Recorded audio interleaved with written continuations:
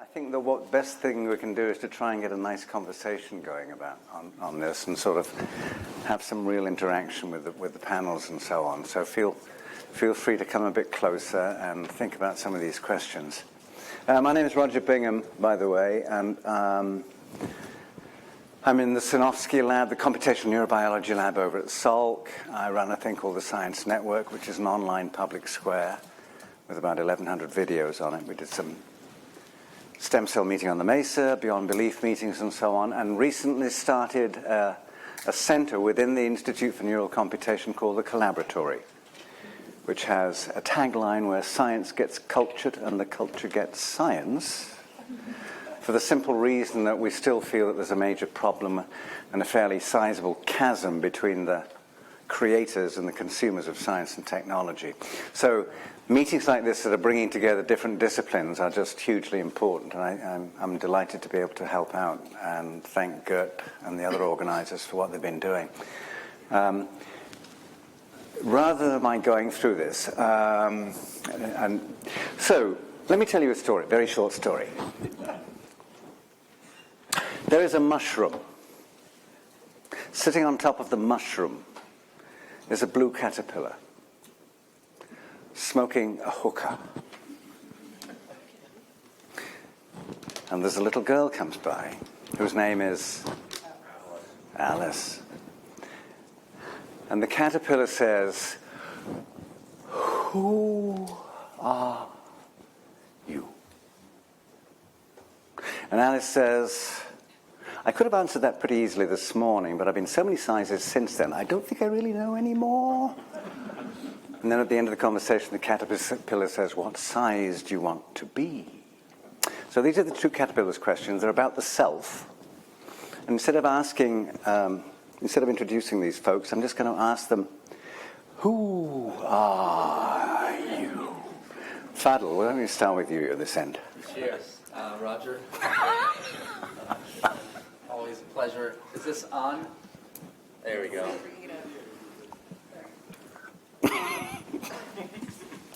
Well, my given name, I don't know even, I'm trying to, I should probably be existential and philosophical here, eh? Yeah. Absolutely. My name is Fadl Zidan. I am a father and a cognitive neuroscientist, I guess in that order. And I am studying consciousness by studying pain and appreciating the neurobiology of self. And we'll be getting into the world of compassion and mindfulness, cultivating awareness through a spectrum of practices from pharmacologic to non-pharmacologic. And I prefer to be as small as possible. Okay.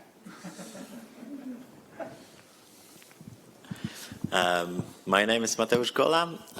I'm originally from Poland, and I'm a scientist and also entrepreneur. And what does it mean for me?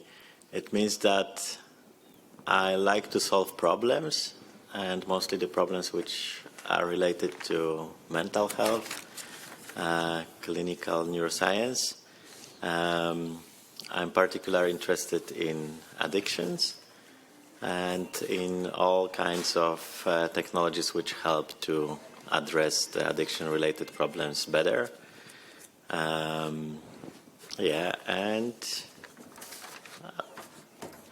don't know actually what size I would like to be. Well, that can be a metaphor for what's your dream? What would be the outlook that you dream of? What would be a wonderful achievement for you? So definitely I would like to help people stay sober and quit addiction more efficiently, because right now a lot of people suffer from that. But all the technologies developed on the way can help also others. As many people as possible. So in terms of size, goes big.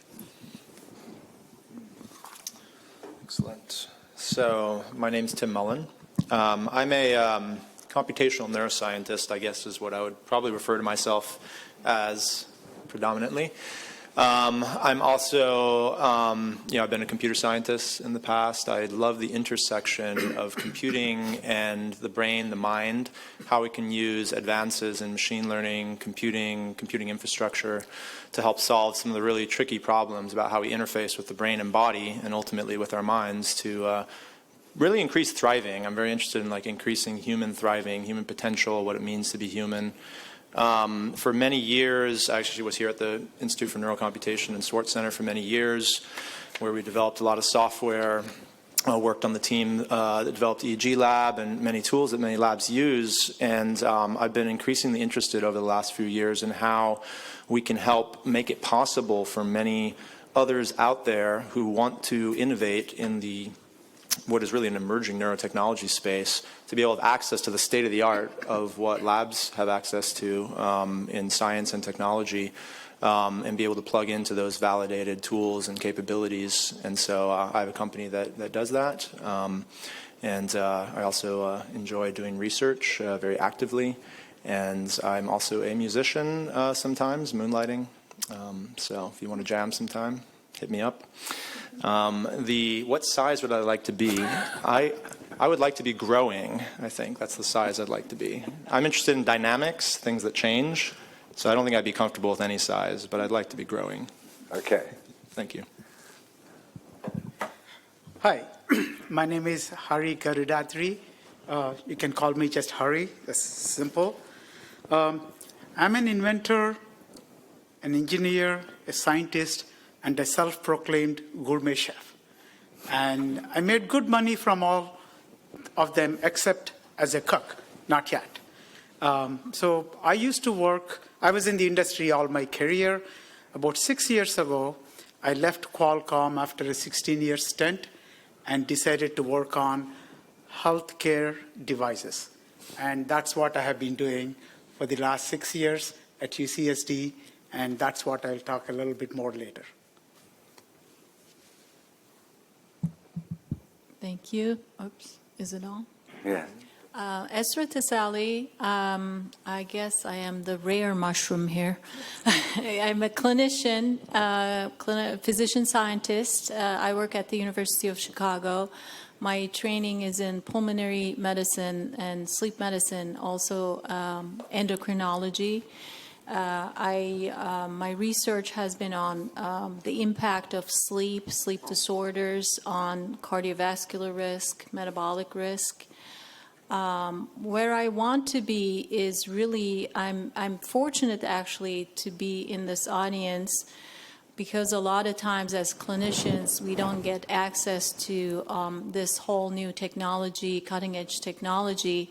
And I believe that there's a big gap between the whole fantastic work going on in the bioengineering field and what clinician needs at the bedside. So I'm really happy to be here to be able to translate some of this technology to real life. So where I want to be, of course, the reason I chose medicine is to help people, improve people's lives day in and out. And one little story here, the reason I went to sleep medicine is because of a French clinician investigator who passed away this past year, Christian Guilleminot, who used to be at Stanford, who's a neurologist who basically discovered sleep apnea back in the day in a child. And the only available treatment back then was tracheostomy. And, I got really inspired by his work. And to the day he actually passed away, he was a great educator, moved our field forward, and he was a great scientist. There's another mic at the end, Florian, as well. Oh, okay. Thanks. So, hello, I am Florian Chapoteau. I am from France, as you can notice.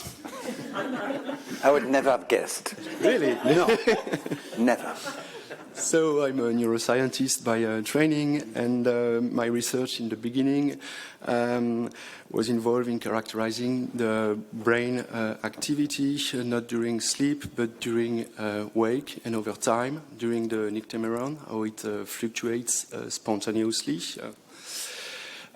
because when I started at the time, there were the tools available to perform some quantitative assessment of brain activity in an awake subject was really scarce. I had to move to the field of biosignal processing to develop tools to be able to carry on and perform my research. So I have developed several tools that have become commercial tools and distributed to people involved in the sleep-wake research. So I have always been interested by all the technology developed that can improve the data collection, well, the collection of biosignals that can help in really assessing the vigilance status or the sleep-wake states.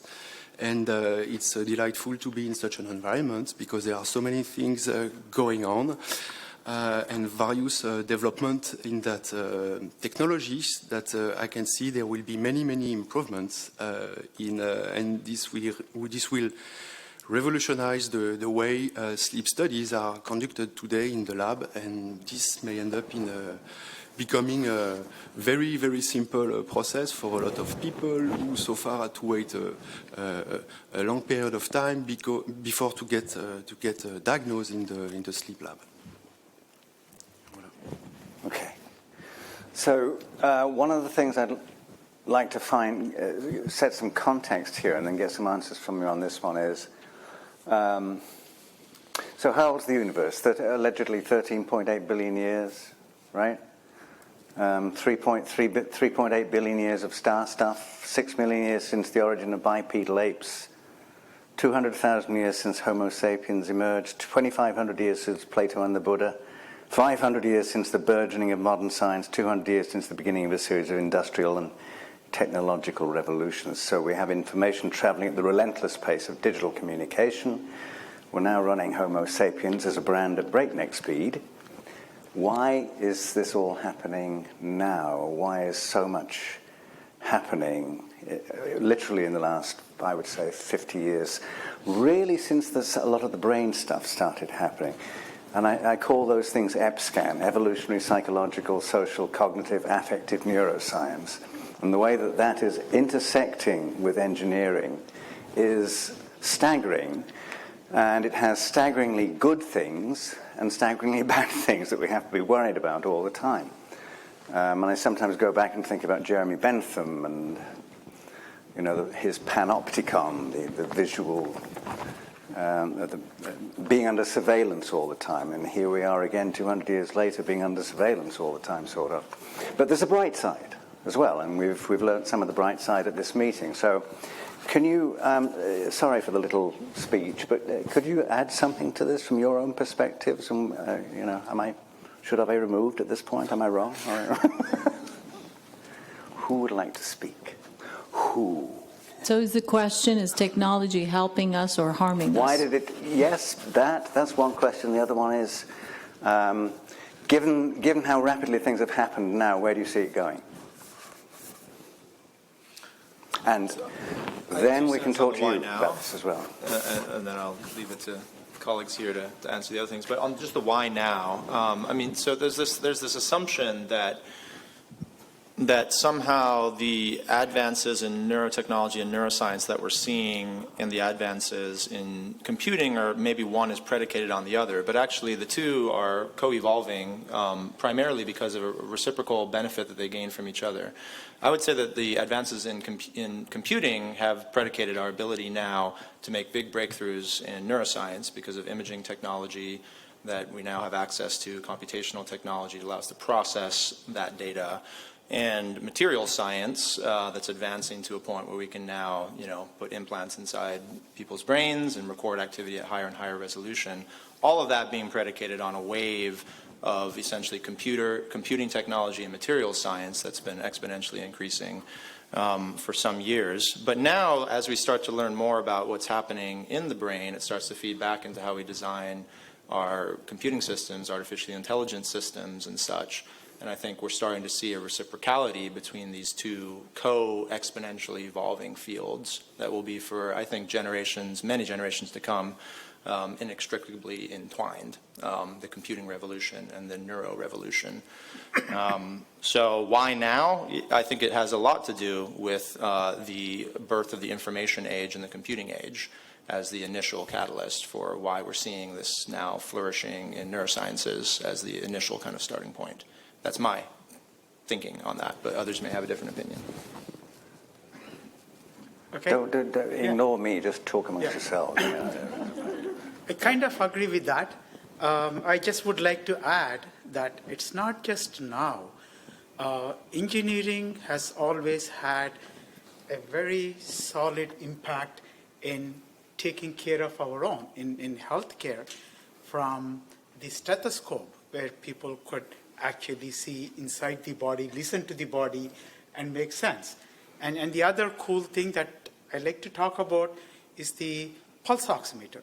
Now, you cannot really measure oxygen, and anesthetists were really struggling in the OR to kind of titrate the amount of anesthesia.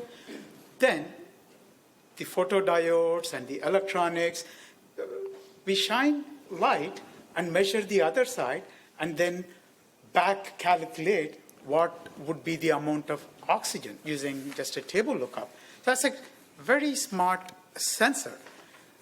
In my own field, the field in which I was involved for 16 years, the smartphones, it is actually convergence of 6 different disciplines, engineering and computer science, that gave us the smartphones that, again, very quickly evolved into what we call the Internet of Things. So engineers have always been taking what's available and apply, at least some group of engineers, to science and medicine, and then the other people, consumer electronics, video games, so we leave them aside. So the last point I want to make on that one is it's the economies of scale. There are more people in the world with access to a smartphone than safe drinking water or a toothbrush or safe toilets. So you can do a lot more, a lot cheaply. So it's natural that we leverage all the technologies that you're talking about for progressing our own discipline. I can add on top of what you said that, for example, in my field, in the field of addiction research and also like all the healthcare related to addiction, one of the very big issue is relapse rate, and it's like on average about 75% after completed treatment during the first year. And this is among people who really want to stay sober. And for years, a big problem was that we were treating addiction as a homogeneous construct, as something very similar across subjects, and providing similar treatment to everyone. And thanks to such devices like smartphones, which are cheap, available, everyone has them, or these days also all these smart bands, smart watches, which everyone can buy. They are cheaper and cheaper, more available. We were able to collect a huge data set of 18,000 addicts in the very longitudinal measurements with ecological momentary assessments, so we can assess them every day, a few times a day in the natural situations. And with such databases, we can see much more. This is a big data. So we can see that within the same type of addiction, we have multiple clusters of people who are triggered by different things, by different scenarios. And it opens the way to more personalized medicine for the real solutions for problems which were unanswered for a long time because of the lack of big data bases, and it was impossible to collect such data because there was no devices. but now we have everything coming together. We can only add more sensors, have more rich data sets, and answer not only questions about addiction, but any mental disorder. And the the reverse of the coin, you have some new problem that's been created and people becoming addicted to technology now. Yeah, that's right. And the question is, where is this trade-off? To which extent the technology helps us, to which it creates new problems. I would also build on that nowadays in the pediatric field, there's a new diagnosis. It's called internet gaming disorder. It is official. There is a disease code for that.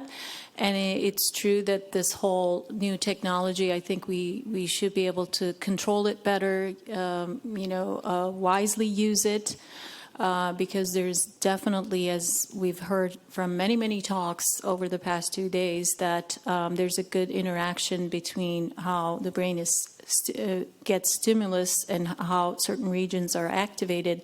And apparently some of these people who are developing video games are targeting more of, you're modulating their computational science, that they target more reward-providing brain areas when people play video games.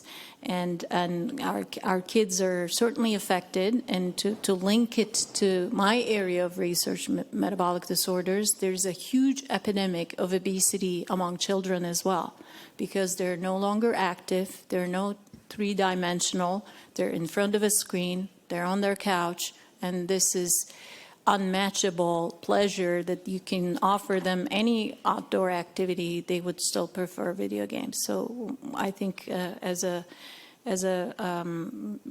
if we want a healthy next generation, we want to be very careful how we utilize it. Mm-hmm.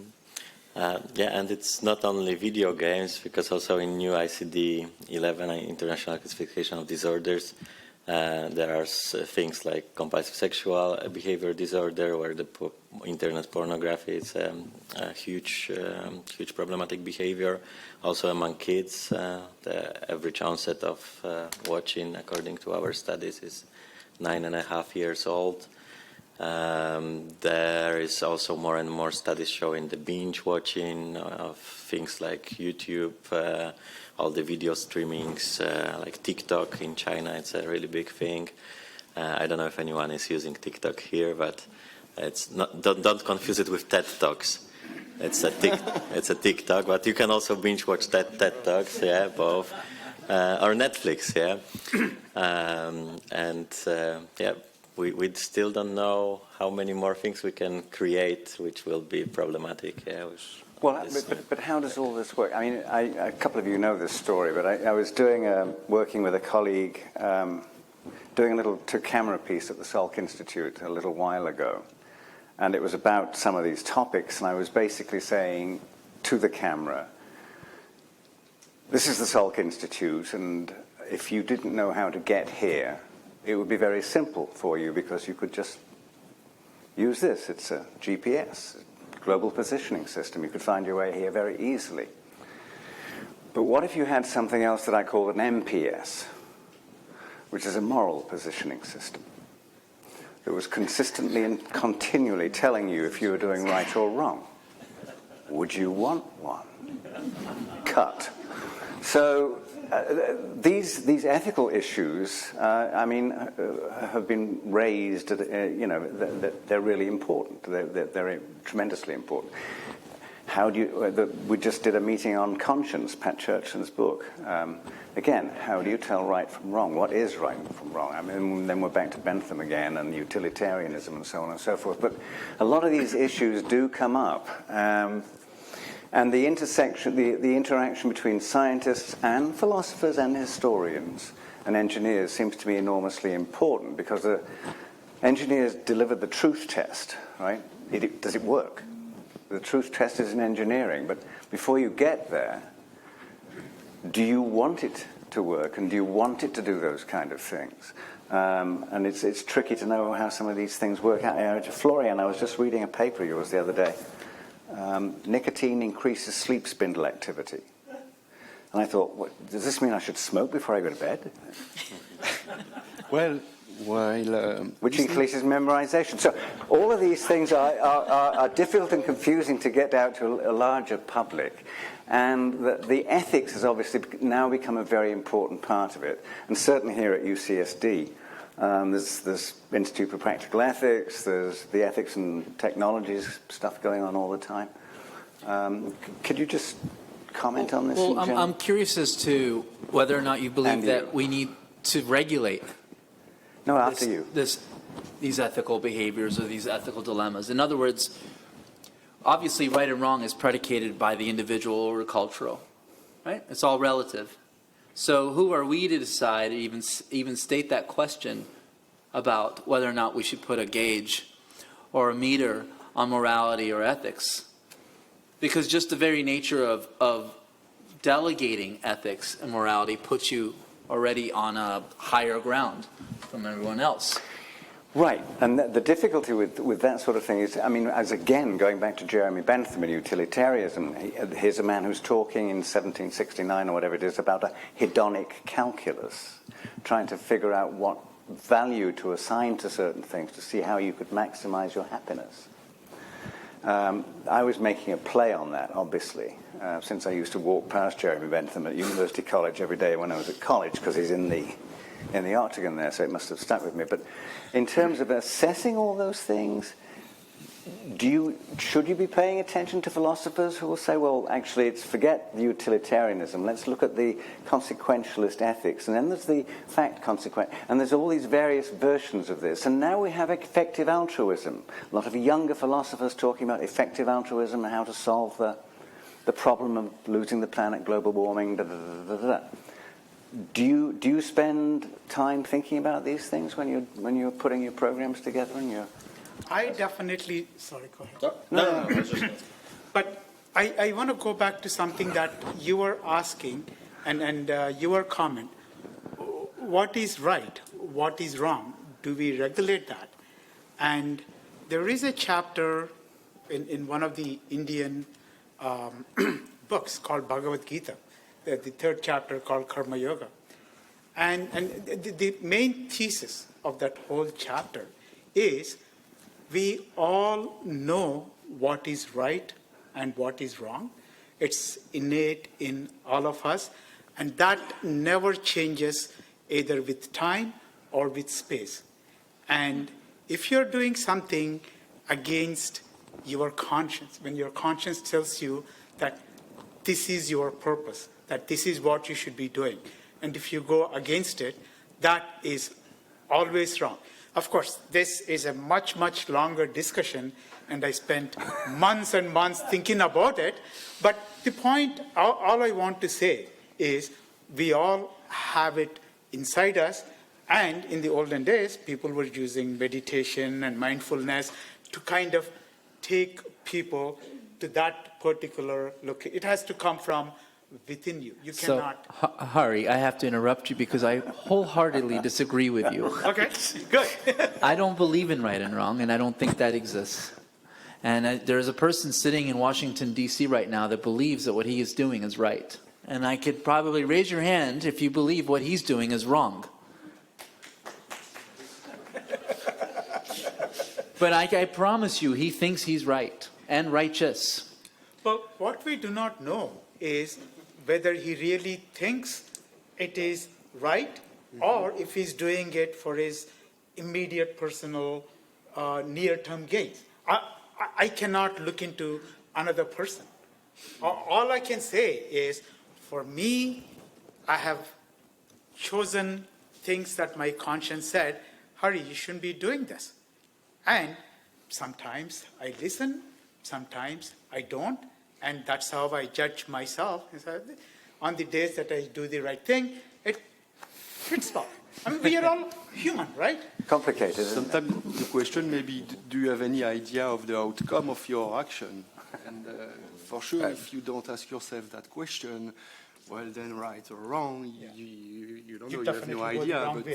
But if you are someone interested with moral, at least you want to try to ask yourself if what you are doing will do either good or bad. And then Yeah. Tell you what, let's just get, there's a few hands up here, so let's just get a few comments let me here. comment on that real quick, and then though, I'll come back to you, 'cause- Brucey.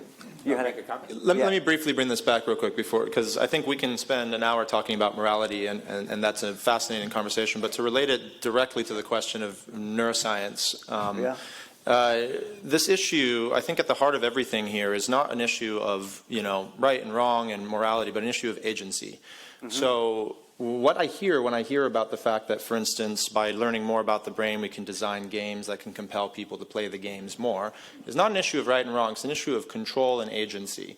When you know enough about a human to compel them to enact certain behaviors or to carry out certain actions, where their ability to understand and weigh the consequences of that, and whether they're in their benefit or not in their benefit, at that point you have now removed agency from that person, and control no longer resides in the individual. If it ever did, it no longer resides in that individual, it resides in somebody else. I think what we have to be asking ourselves is whether the technologies we're building are being designed to preserve agency and control at the fundamental human level, where there aren't external forcing factors that are so powerful and so intelligent about what our actions are and what will make us act in a certain way, that we essentially lose the ability to actually act under our own free will. And that's under, you're talking about the illusion or The illusion, perception yeah. of We agency. can philosophize for an hour and 3 hours about free will and whether it exists or not. But insofar as the It's a degree. or 3,000 years, but insofar as we accept this premise that there is some agency and some notion of freedom of choice, that is something we have to look carefully at, how technology is removing that agency. If we can preserve that, then at least we're back to the same discourses we've had for thousands of years about what may be right and wrong, but we still have a choice. But here's the typical story out of I agree. off the internet today. Can an AI fact checker solve India's fake news problem? So now there's this huge problem in India, billions of people. I mean, it's a terrible story of people dying here because of fake news and so on and so forth. We know that this happens everywhere. Absolutely. Memetics is something I think a lot about. Memes travel like viruses, carry information, propagate subconsciously through systems, and carry ideas that modify people's behavior, and they're hosted by people and propagated out in other sort of subversive ways. Memes can be used for good or bad. Having sort of anti-memetic software running in your mind, which mindfulness or other training may allow you to kind of gauge, is this information making me feel this way because of XYZ or because of ABC, That's the kind of thing that allows, say, like fake news and other information that may be designed or engineered or organically merged to manipulate people, to prevent it from having sort of cascading effects throughout a system. So, right, but would you say, for example, from being so much involved in this, I should ask Gert as well. Would you say that there was a clear understanding within the engineering community at large of these kinds of issues and efforts to resolve them? So I'm not sure I'm going to answer the question directly, but I will comment that it's not just NIH-funded graduate students who have to take ethics courses. All engineers in the United States at the undergraduate level have to have some instruction in ethics. And just as a reminder, I think we have some major societal accomplishments in ethics called the FDA, IACUC, IRBs. Some might even go to the Constitution of the United States, this kinds of things. So we're not without accomplishments. I'll throw in one anecdote that is more humorous. When I was on faculty at the University of Illinois, all of a sudden our governor forced all employees of the state to take ethics tests online. And one of the amusing things was that you couldn't finish it in under 5 minutes, or you had to take it over again because you didn't spend enough time on it. But the governor who forced us all to do this was Blagojevich, who was in jail within the year. Do you have any, as the incoming chair president of this organization, do you have any thoughts on this as we're going along? Okay, when it comes to ethics, I believe it's very important, but fundamentals to me, everything starts from your family, being honest, don't lie, respect other people, don't abuse other people, promote women and minority. That's my definition for ethics. Now, who had some other... We'll just take a couple more and then come back to the panel again. Steve, you had a comment? John? Just pass that forward. Thank you. My comment was that you're not born with an educated conscience. It's a cultural phenomenon. It's maybe 10% oxytocin, and the rest is how you're brought up, your family, how you were treated, and how you've seen models of how other people are treated. So you can't just depend on your individual conscience for legislating these kinds of things. I guess that's the main point. Let me give it. So I think that maybe brings the point that technology, if designed in a adaptive fashion, could manage or dictate what's ethical and or not, because the human is so erroneous. I was speaking with a friend of mine. I'll make this very quick. As this German guy, and he was infatuated with planes, and he told me the difference between the pilot preference for Boeing versus Airbus. This is before the Max. And what it was, Zach, that the airline pilots love the Boeing over the Airbus, but the airlines like the Airbus over the Boeing. And the pilots can fly the Boeing airplanes, and they love that, versus the Airbuses, they have these little joysticks. I could be mixing them up. And the airlines love that because it's completely automated, and it saves them a lot more gas when it's automated, right? Because the human flying the plane is going to be more wasteful, right? So this is where we can set up programs that can dictate ethics and technology development and how that interfaces with humans, but then we always have to, someone needs to update it appropriately, because it can go crazy, right? We've seen enough movies. Yeah, I would like to add a little bit on both of those comments, because actually I think technology already is changing our ethical standards and morality. I fully agree with this statement that we cannot rely on our own consciousness, because it's something what we learn. And in the past, we were more enclosed in the small communities, yeah, where the rules were set. They were pretty stable over the time. And with all this technology we have right now, we have an access to much bigger communities with multiple different standards. We can make choices. What do we want to believe in? What do we don't want to believe in? We can see many different ethical systems. Some of them are contradictory. And it is already changing our point of view. It also accelerates a lot of things, yeah, because due to this easy information flow, we can combine many different solutions, technologies to solve bigger problems. But also, I think it shapes our moral standards. I think I agree with you in the sense that, that, you know, as I said earlier, you can just look at the negative side of all of this sort of stuff. You could say the Me Too movement was negative, but actually these things have moved things that should have been shifted into positive places, the bright side and so on. So I think that a lot of the technology is in fact revealing issues that we should have dealt with before and hadn't.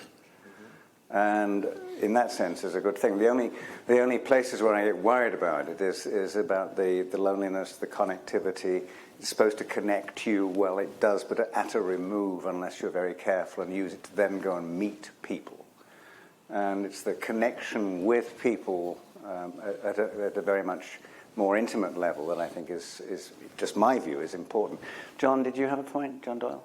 Yeah, I was going to say something sort of kind of riffing off my talk yesterday, which is one of the issues that is transcending everything that people are saying is intrinsic features of layered architectures. So if you take cells, bacteria can swap genes willy-nilly. We can do gene recombination when we reproduce, and it all sort of works, which is quite remarkable. But then viruses can hijack that same layered architecture to put their genes in.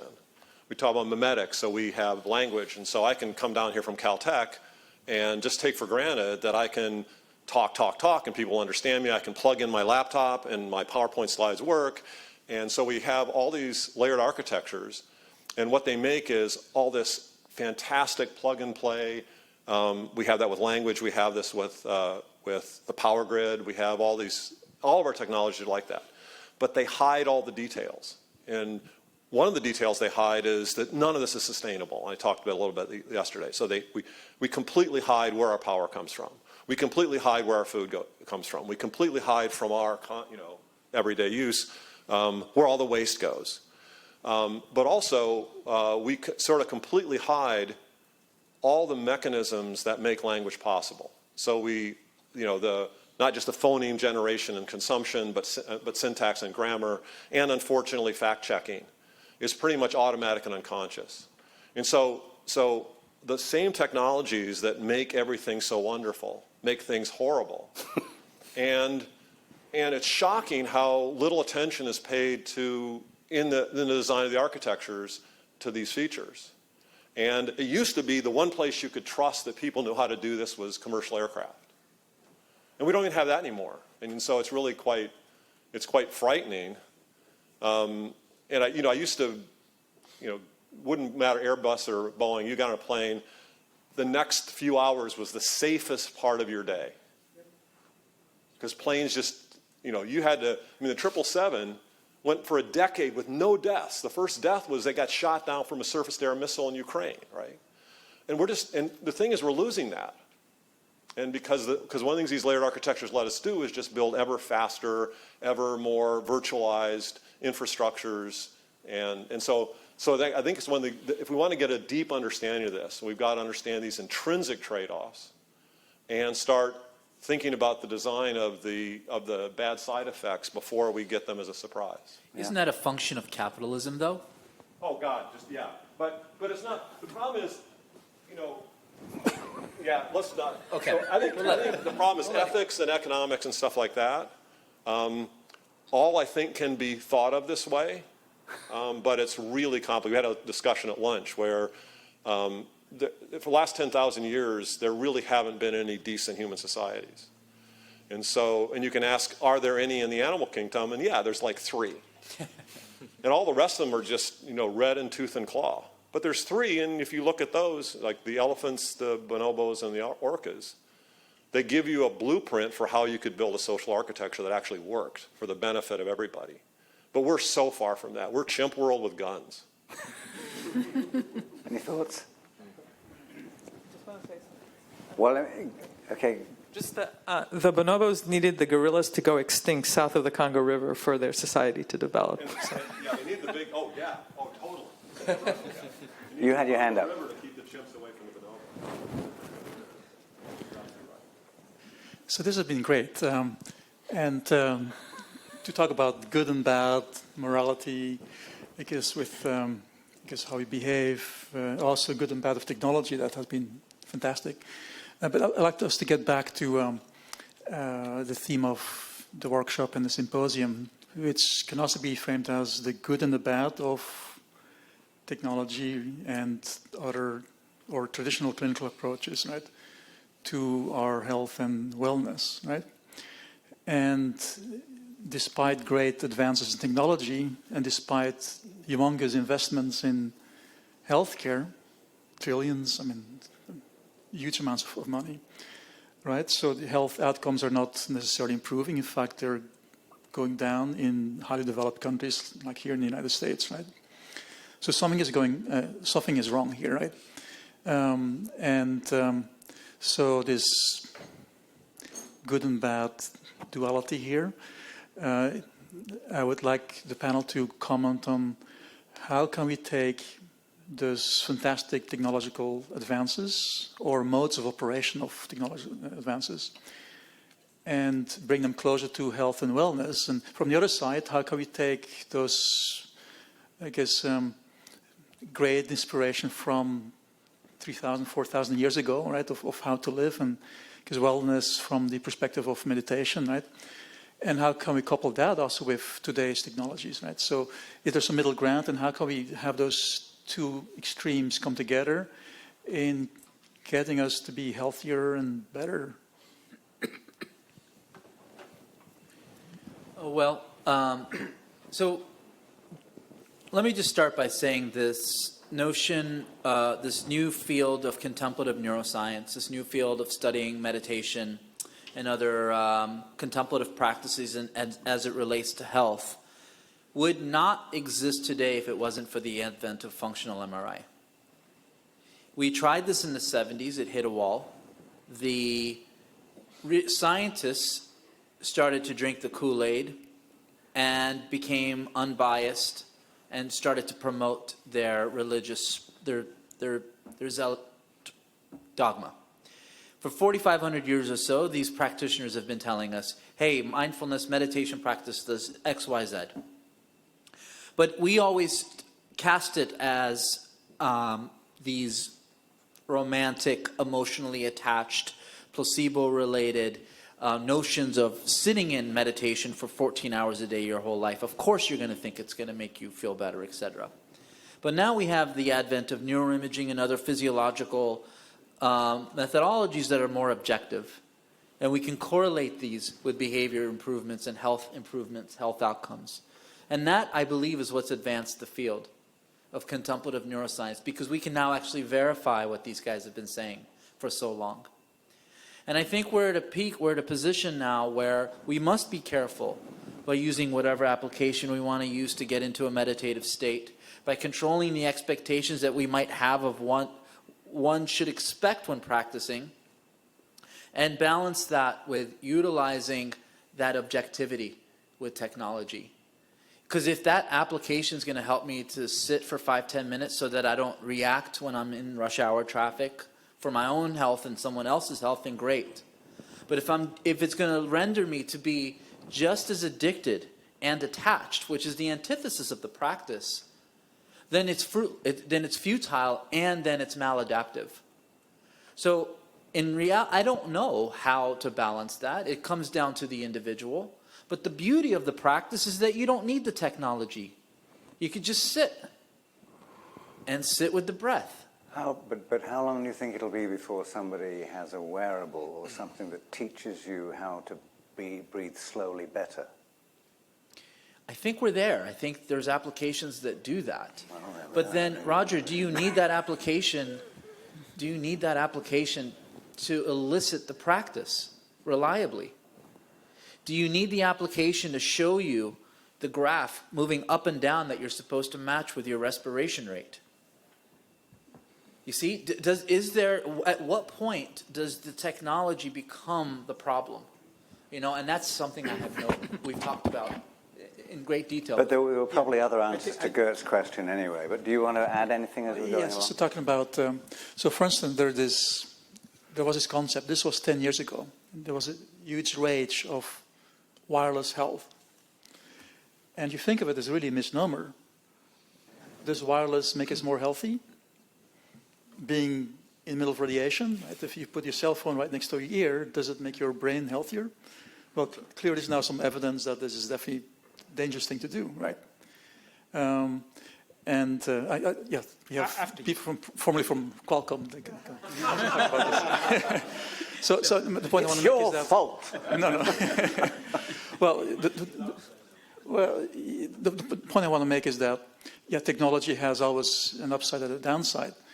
But it's also, and that's, I guess, the challenge I also want to throw out to the community, right, is that technologists should be more aware of the consequences of what they do, what they build, and also look on the other side of other aspects, cognition, mind, right, and not think in a very linear or simple reductionist fashion, right? And conversely, the meditators, the mindful community should also find means to use technology in a positive fashion, right? Mm-hmm. So I would like to comment on what you said and connect with what you were saying. So the health outcomes in the United States, it's actually bimodal. If you look at the people who have health care, Cadillac insurance, everything, the outcomes are much, much higher than other developed countries. But once you average it, then it becomes, we fall below Cuba, for instance, which spends 10 times less. But we tend to get enamored with technology, and I do not know if we can blame the technologists, because all engineers take this position that we will build it and they will come. So if we are going to go, instead of following this simple thing of just sit there, close your eyes, concentrate on breathing, if you want a wearable, yeah, there are people like me who will build the wearable and sell it to you for $399. But do you need it, right? I just want to make one last comment, my pet peeve, and close, and that is with respect to wireless health or any technology. I believe after 10 years of soul searching is technology is necessary but not sufficient. And if we look at some of the real issues, at least in American healthcare system, one of the things experts tell me is the transfer of knowledge from experts like you to the ground level, like the primary care. There isn't a good mechanism of teaching medical students that knowledge. And as I was struggling with that, I found a clue in economics. In 1976, there was a seminal paper in economics by Darby and Carney, and they talk about credence goods.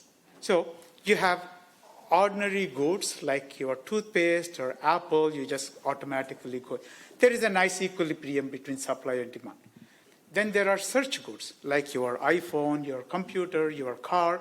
You can go search, the manufacturer gives you all the facts because he wants you to buy that.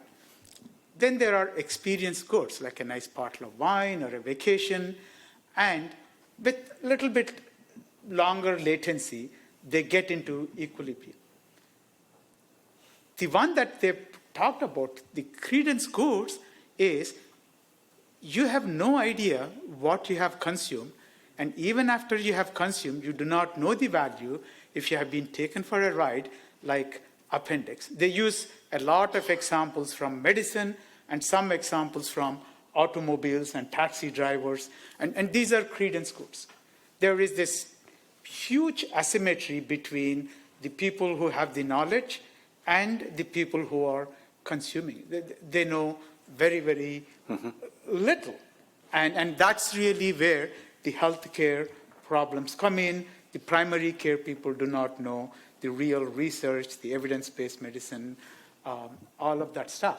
But if you take a look at the self-driving cars or GPS that you talked about, okay? The cell phone got into GPS around 2004. 10 years later, you had Uber and other services. So the technology has made a credence good, like a taxi driver, into an ordinary good. You know, you don't worry about it. You just pick up your phone and you're sure Uber will never cheat you, right? So maybe we can do something like that for medicine. Convert it from a credence good to an ordinary good, or something else. You had your hand up as well. Can we just take you afterwards then? I want to mention two things. First of all, your presentation, I thought that is go back to the Asian proverbs. Going back to the old things, we can find a new idea. The meditation is from Asia countries. And you find something very new. Yeah, very good job, I thought. And second thing, you mentioned we have to respect many other people. And here, many people are top scientists, maybe. I'm not. I want to be a top science idea to transfer to the much lower level of the not very educated people. But I want to tell them what they are finding to the much easy world. And I try to go to the international conference to attend it, all from my pocket. So it's very hard, but I try to do. Bravo. Well done. Yes, yes. Could I comment? Oh, these are. I wanted to continue on the question, unless there's a. Is it a new thread or is it the same thread?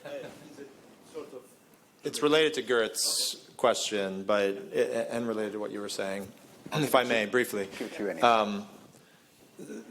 I think there's this one thing I just want to point out about what we're sort of assuming that somehow we have a choice in whether or not technology continues to progress, and I think I want to rectify this assumption, at least in my view. We use words like, should we allow technology to continue to go on? Like Ludditism has never worked out in any version of humanity back to the beginning of history. Technology is what humans do. I believe technology is part of our evolutionary biology. It is an extension of our biology. And so technology is a way that humans have adapted tools to terraform our environments, to carve out our own niches and preserve our species. We will continue to use tech. So I guess that's just one thing that I think we often throw this word, we kind of assume that somehow we can not do the tech. When it comes down to whether, like, how we use tech, I think the question that you're posing about, you know, with medicine improving in certain areas, but also maybe asymptoting in other areas, I think one of the key things is that we need to do is look at more at whole systems causal mechanisms. So often as the system becomes increasingly more complex, as anybody who's studied control theory or causality, identifying the actual causal prima facie causes in the system becomes more difficult. As these systems get loopy, causation, it's very difficult to establish what are the actual causal factors. And when we look at medicine, I think everyone, you know, a common criticism of Western medicine is it's essentially symptomatically, it's basically treating symptoms in many cases, rather than identifying the actual causal mechanisms. Examples might be like fibromyalgia syndrome, catch-all for chronic pain that may have inflammation as a cause or a dozen other things, and yet you would treat it by maybe taking a painkiller. Actually getting back to really using machine learning, using massive quantities of disparate data from many different domains, brain, body, social, you know, basically aggregating as much knowledge as we can about a person in the context of their environment and putting that into our sophisticated, you know, computing systems that can now try to identify what likely are the causes for why somebody ends up with disease X or disorder Y. I think that's going to lead to the big breakthroughs in actually the other thing, preventative medicine. So I can now have, you know, at age 15, I can have a predictive model that's starting to already say these are the possible outcomes that could happen when I'm 35 or 36, and take these lifestyle choices that will make that very improbable, and so on and so forth, all the way, you know, till the end of your life. I mean, what Matheus is doing, actually, yeah, I was just going to shout out to what he's doing with PredictWatch. Is very interesting in that regard, too, with mental health. This is very interesting what you said, and also it relates to the previous topic we had here. But in the smaller temporal scale, it's a problem we have with addiction, yeah, that we want to be able to prevent relapse way ahead it happens, yeah. And to do that, we need to be able to assess a lot of different variables. And this is a problem for our brain to take in account all these variables. Because usually, you know, if let's say that I'm an alcohol addict, yeah, and I got drunk today or yesterday, and I see only the most, the latest reason, or even maybe it may be not a real reason why I got drunk, but this is something what I think about.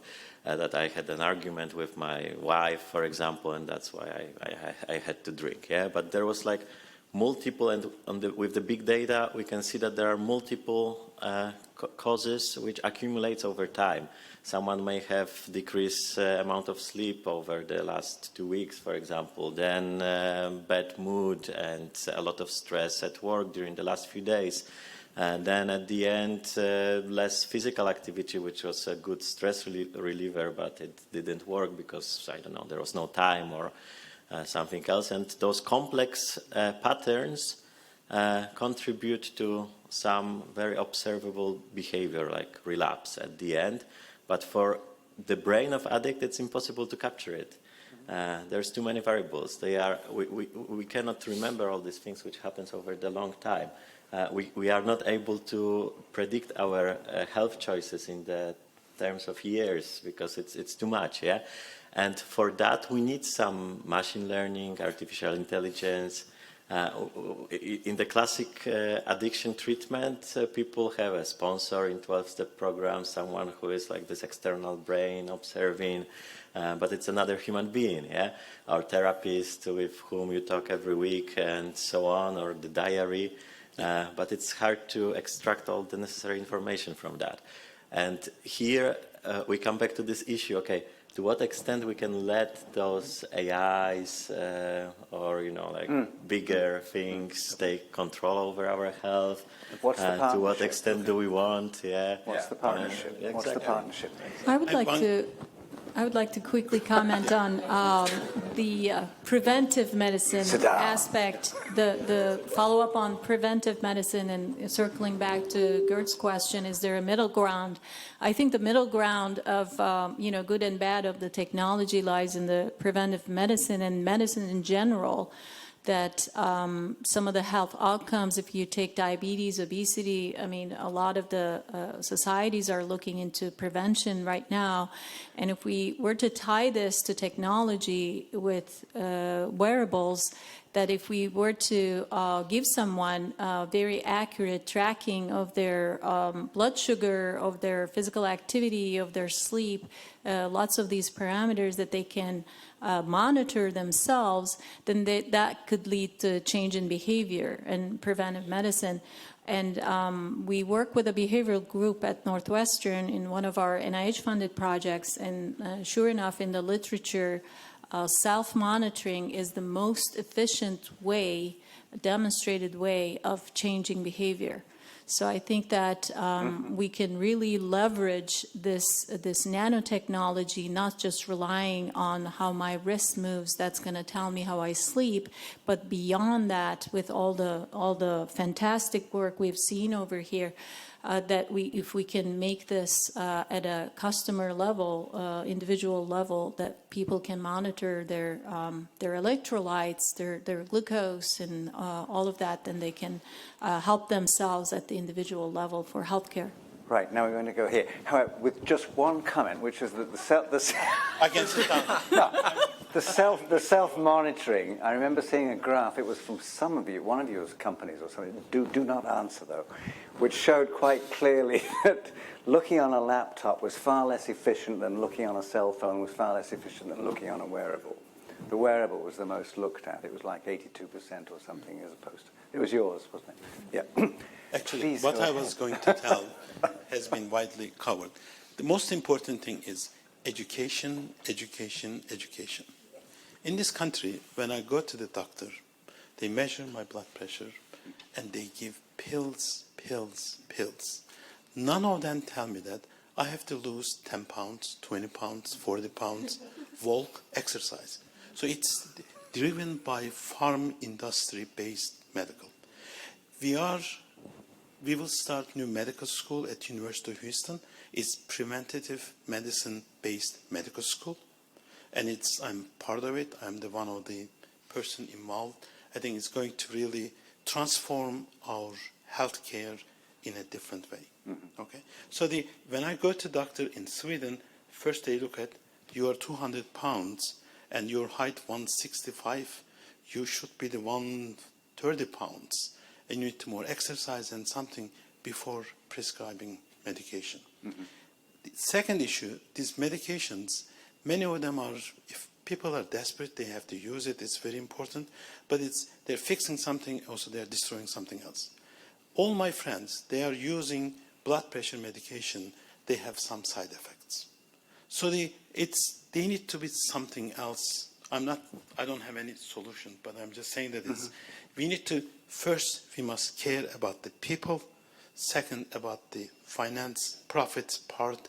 And also, if you're not testing the drugs in the US, please don't test in India or developing countries because they have relaxed rules. That way you can get better data and check. That's terrible. Final comments.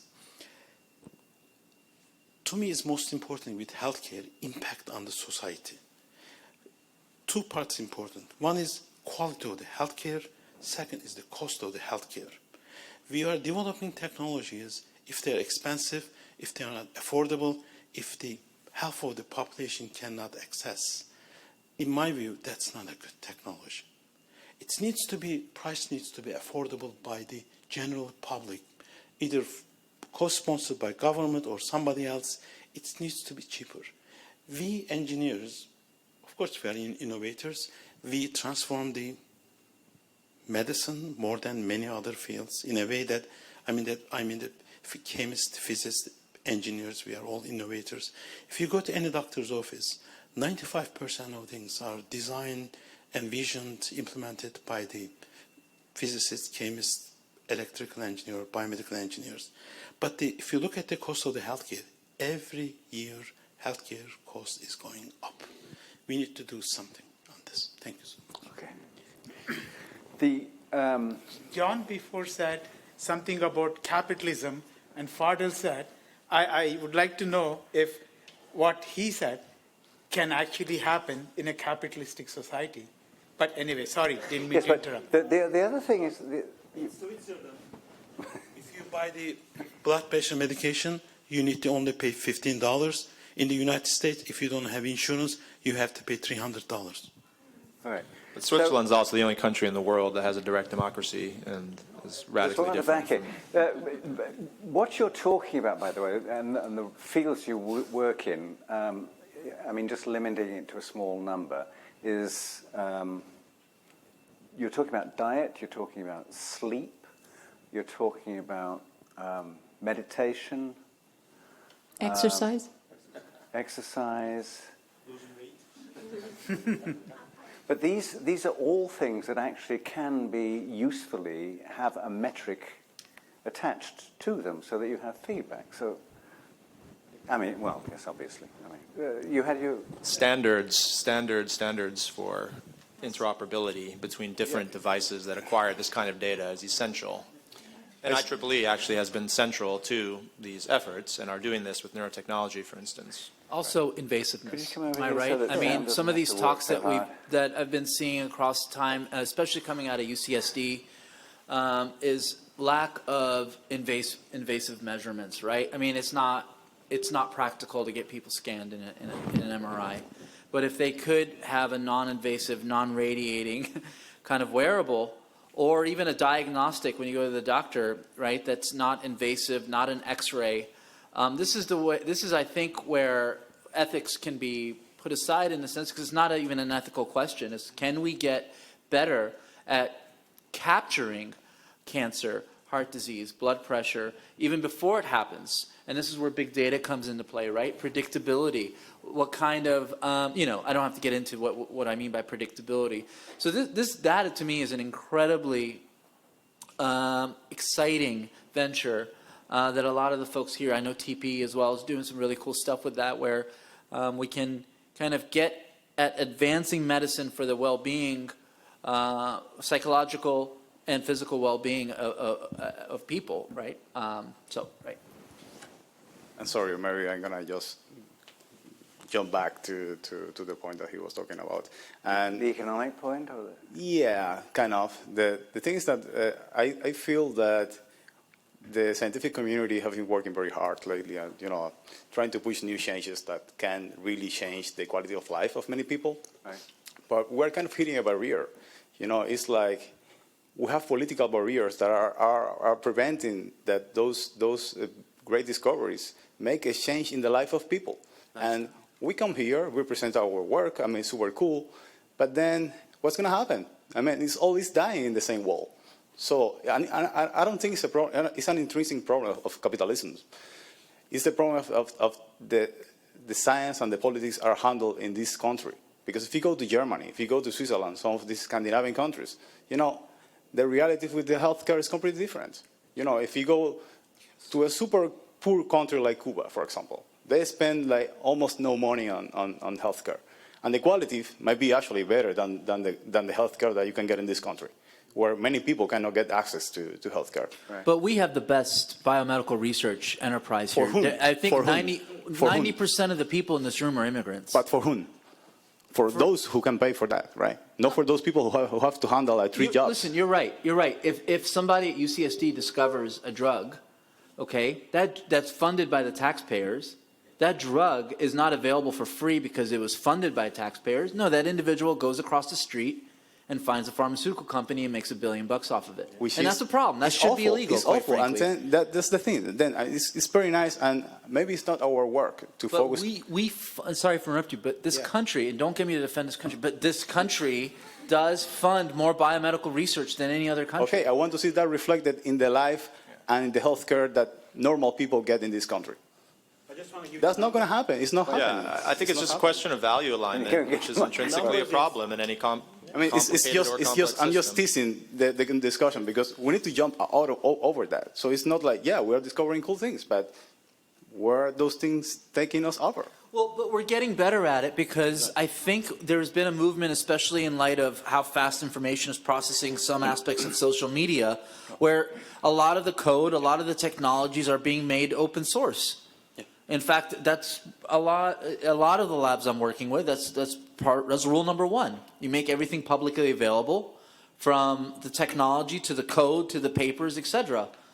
But yes, we can't do anything about GlaxoSmithKline and Pfizer and the spinal cord stimulating companies. Those guys, we can't do anything about that. I agree with the numbers that we spent $1.5 trillion 2017, $0.5 trillion in the areas of medical devices, $1 trillion in the areas of biopharm, science and engineering. And none of the country in the world even close to these numbers.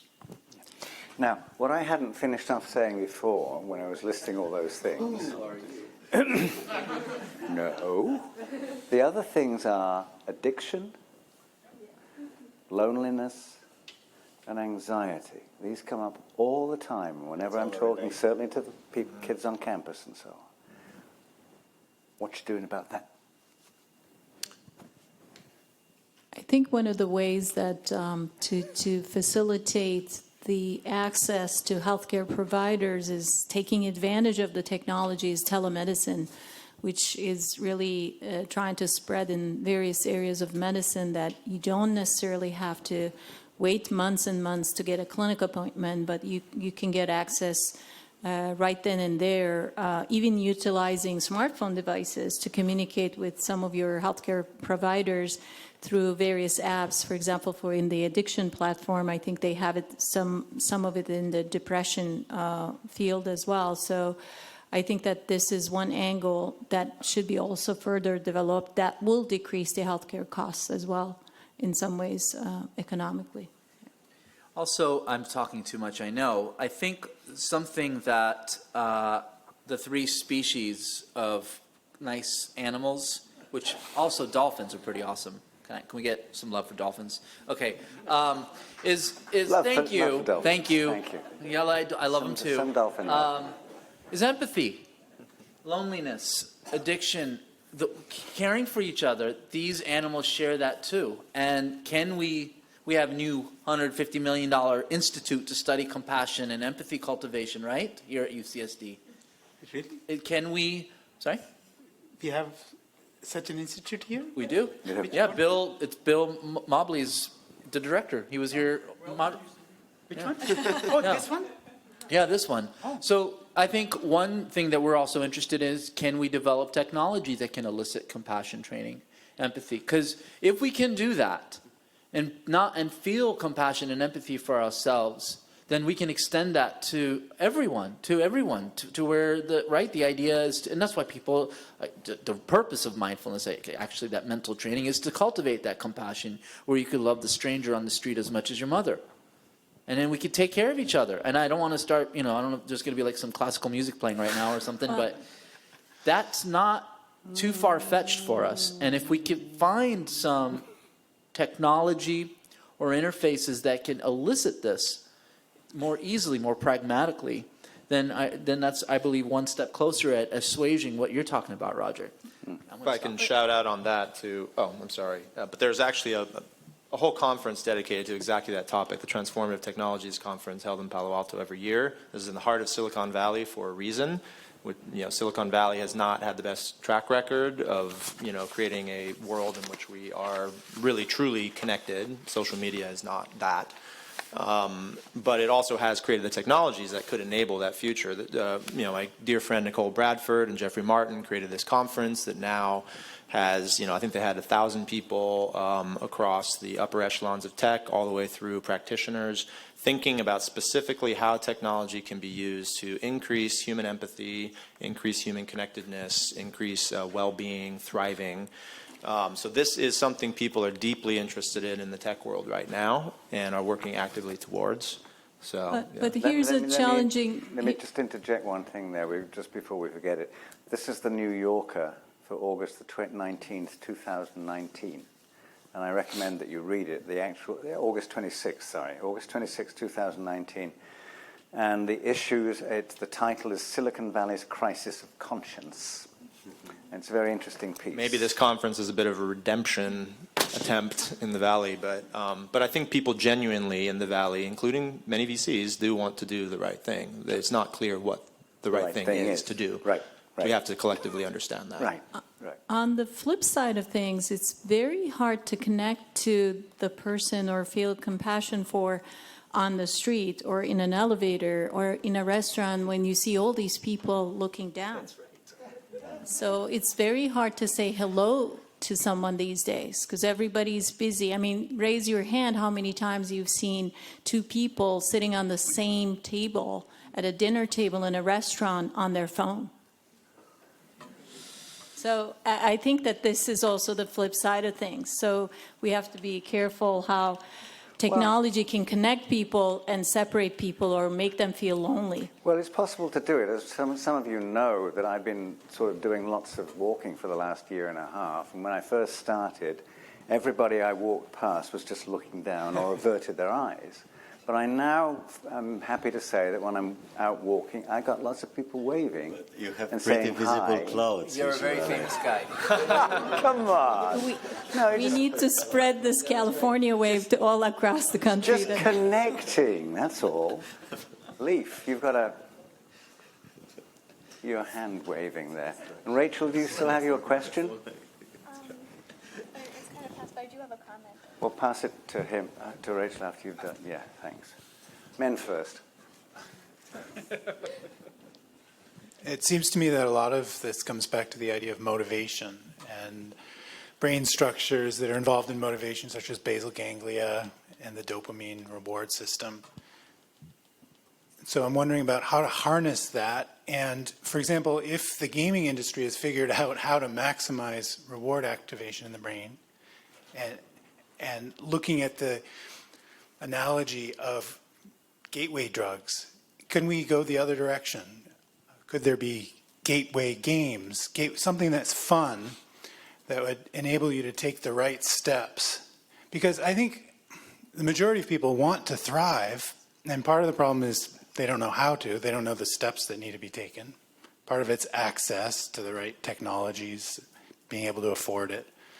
But part of it's motivation, taking those first steps. And so if there are technologies that could get people started in the right directions, a lot of the behavioral patterns are pretty simple and not necessarily expensive. Yes is the answer to that, and there are people doing exactly that. One example is a company called Warmly, created by my friend Jason Asbear, who developed games for many years, an industry, and now wants to create mobile augmented reality games that can empower children to learn empathy, to learn how to meditate, but not doing it in a way that's like, oh, let's go and learn this task. It's like, let's use all that reward circuitry that these other games are harnessing and utilizing, but directing that towards learning practical skills that will eventually help you become a better person. You can't compel somebody to sit there and read the Bhagavad Gita at the age of 9 unless you grew up in India or something. But you can teach them about empathy in ways that still involve competition and points and stuff. But underneath that, you're learning that in order to win, you actually have to collaborate. So, yeah. Agree. Thank you. So I'd just like to argue that there already is a major tool for teaching empathy that's gotten a big boost from technology, and that's storytelling.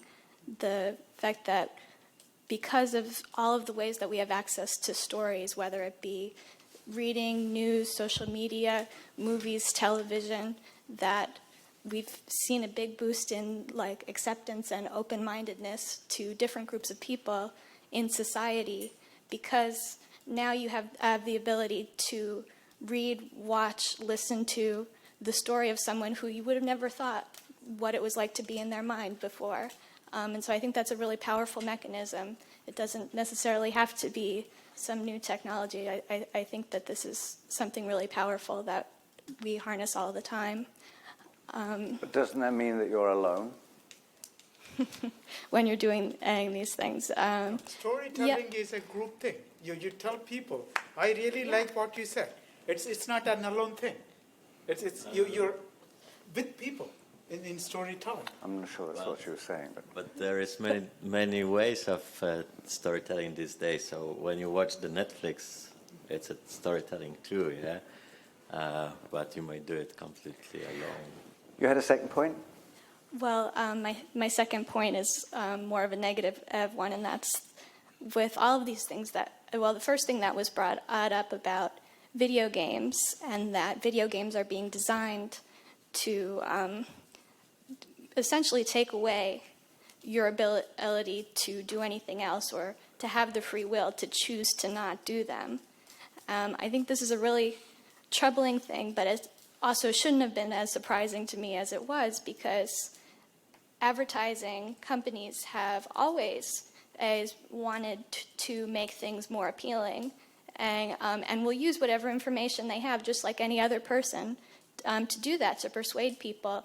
And they have more information now. They're just getting better at it, but it's the same goal that they've always had. And so when we talk about all of these monitoring things that can really help people, unfortunately, the reality in our society is that when you're able to monitor something about yourself on a device like a smartphone, so are the providers of those technologies, and they're going to use that to their advantage in some cases to take away your free will.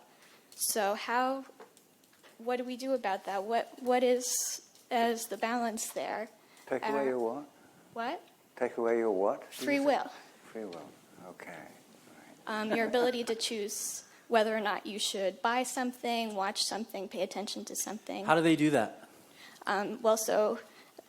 It's become common knowledge, like, well, first of all, the input that you give to that thing, whether, oh, I enjoyed this video or I didn't enjoy this video, will then determine what advertisements you see. They can predict from whether or not you like a certain song on Pandora what your political affiliation is.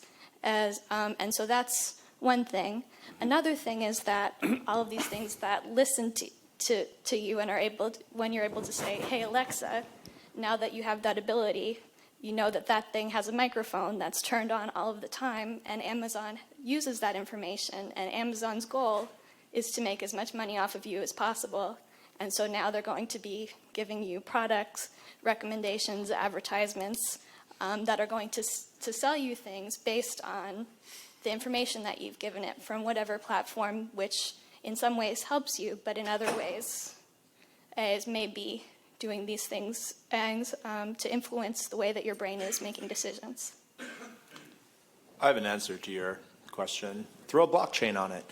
No, I'm joking. We use this term, like throw a deep neural network on it, throw a blockchain on it, that'll solve everything. But no, the reason I mentioned blockchain, decentralized systems are one of those ways that are now hitting, decentralized technological systems, like, for instance, blockchain technologies, that allow you to preserve sovereignty of your data in ways that still allow companies to be able to monetize that data if you choose to allow them to, but give you guaranteed ability to track how your data is being used, where it's being used, and turn on or off those controls in perpetuity.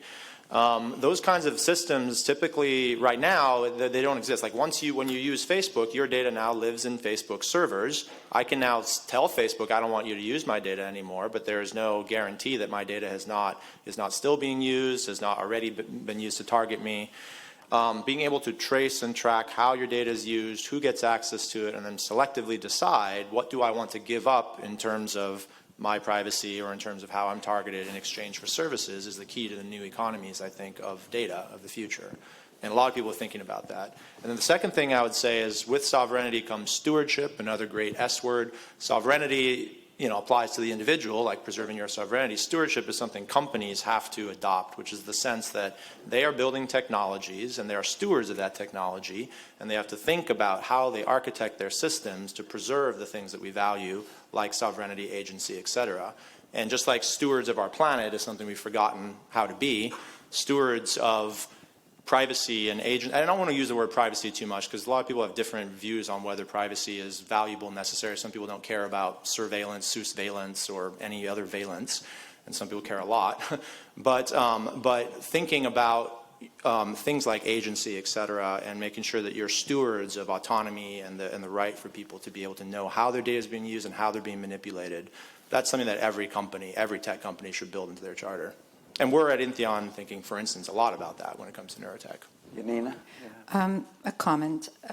So considering the fact that only 3 species apparently are kind of benevolent and empathetic, and the others are warring and using every evolutionary advanced and developed technique for unfair dominance over the others. We have a very high and steep slope in our conscious society, storytelling, information-driven, to resist the evolution that made us. And there's the 2 books that probably some of you read that are very deeply addressing these in the last few years. One's probably well known, Homo Deus by Yuval Harari, right? And the second one is called Overstory by Richard Powers. Yeah. So, in so many pages, I'd say it's a profound read and a very deep dive into conversation we're having. Yeah, those are great books.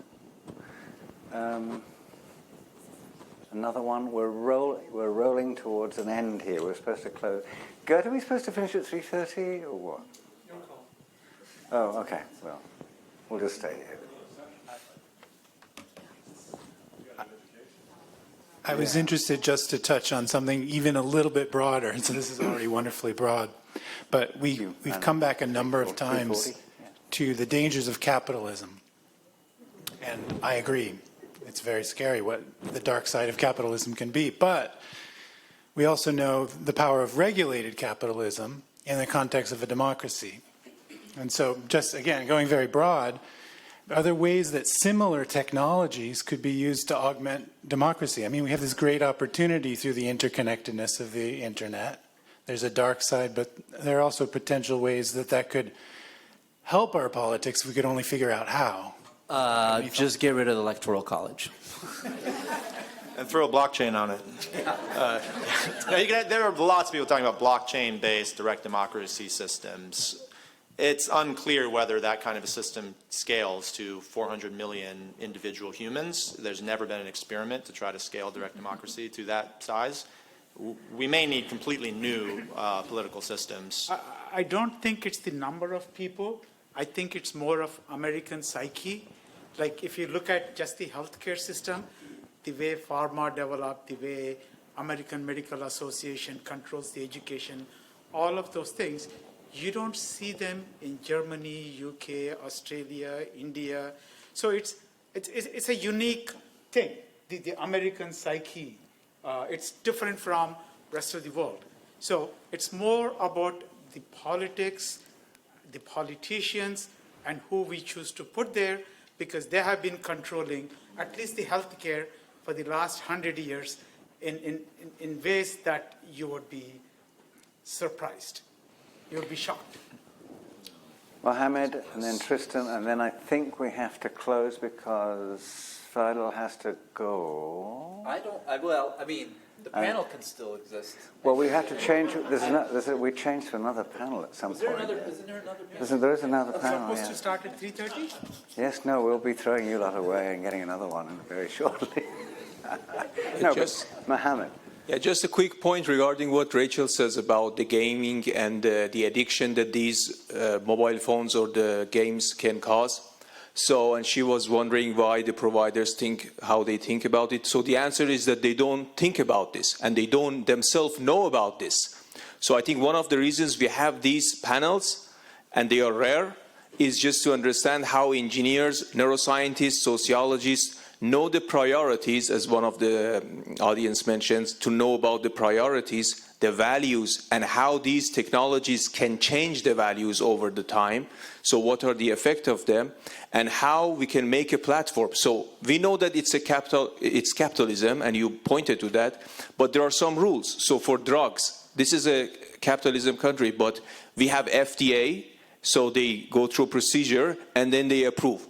Because we don't see an object like a mobile phone can be dangerous as heroin or other types of drugs. So we just say that, hey, have a company, make a startup, and then you can have your device, and it solves some of the problems of people. For example, they know about the rewards pathways of the brain. So they know some fantastic things that humans love to do that, and they make a company and they produce that without knowing the effect of that. And because it looks a not dangerous activity, so there is no company, there is no associations to oversee that. And I think one of the solutions to solve the problem, it's good that we give a sample solution from our side, is the NIH and NSF.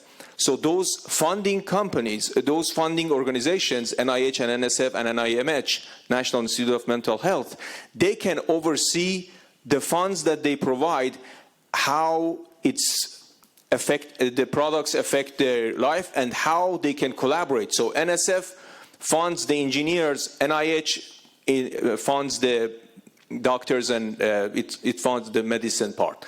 So their collaboration and their oversee and their committee can solve some of these problems.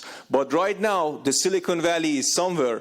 NIH fund the professors, 2 different boards. They make the products in their startups. They assign the fundings to the grant proposals.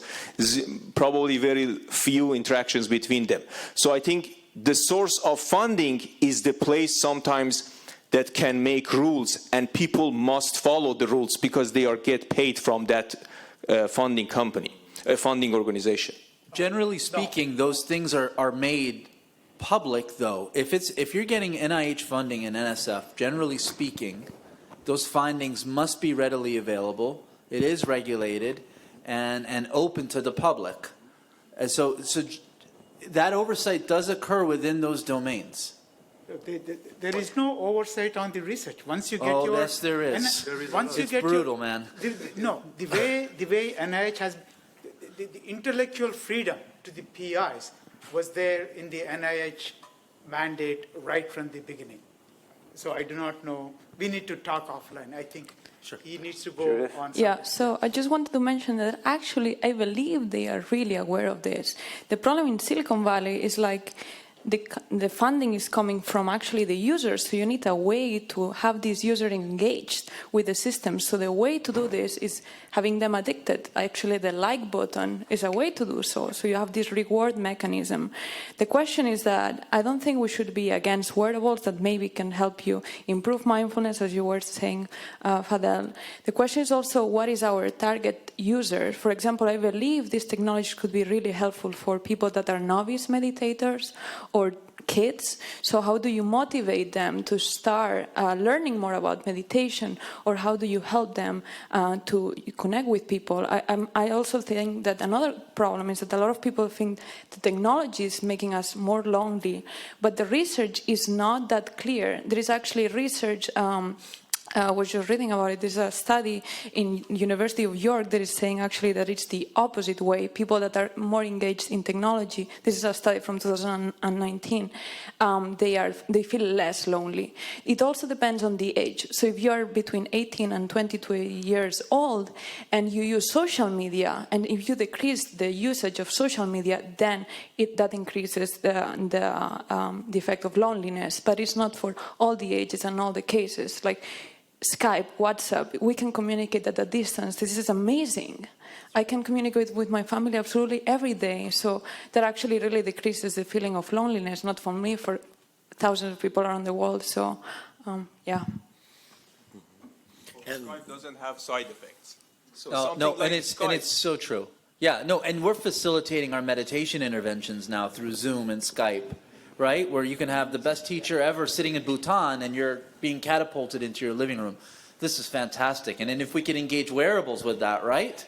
That you can get biofeedback to the teacher to facilitate, to expand the practice even more. This is really where it can be exciting in the promotion of well-being. That is also part of the telemedicine, that you could even see your patient's blood pressure through stethoscopes that are over internet. And to make this even further, there's now robotic surgeries that could be done, say, in Chicago in a patient in China using technology. So there's really a big horizon there. Depends on age group, though, doesn't it? But just this is a footnote. We have to look at it next time before we do our loneliness program. That sort of, Mariam, your stories of being back in Armenia and seeing young mothers having very, very young children watching something while they were eating was kind of a strange story. Anyway, Tristan. Yeah. My point is very short. It's loneliness is often the perversion of privacy. And I find that seating arrangements, I often think, where do you go if you want to meet people that's free or fun or accepting of you, and they're not shooing you out and you don't have to essentially pay the meter to stay. So I find hookah bars kind of a place where I go smoke hookah, and this is traditional across all human, like groups where you can go and smoke, and that's really the only social setting in any city where you're allowed to stay and speak, and the arrangement of the seating is actually designed to meet strangers. Yes, and that's it. So all I'm saying is seating arrangement, amphitheater style for the people who love classics and the classical arts. Amphitheaters is kind of a solution to loneliness. And it increases spindle complexes. Right, Roger? And it got us nicely back to the caterpillar smoking the hookah. Thank you all for the conversation. And we'll take a break now, and then we're coming back with another panel at 4 o'clock.